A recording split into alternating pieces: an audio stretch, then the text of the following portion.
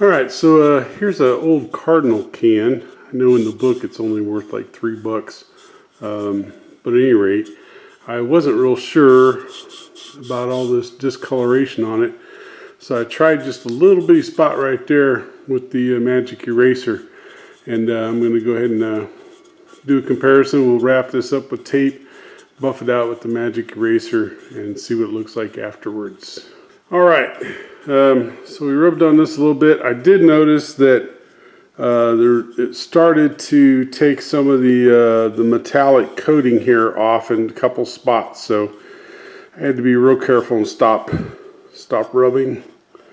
Another spot right there, it's probably hard to see, but it started becoming more metallic versus orange. So at any rate, be careful with these. Like I said, I think it essentially is just wet sanding. There's no chemicals in these darn things, but let's see what we got for results. So obviously a big difference in the white. I put the tape here so that we got some oval white and some lower white. So big difference there.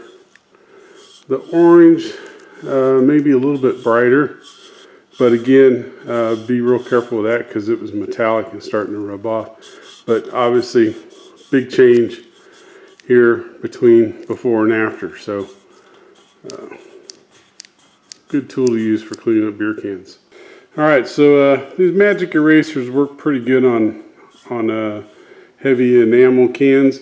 But as you can see here, this is roughly where I had the tape.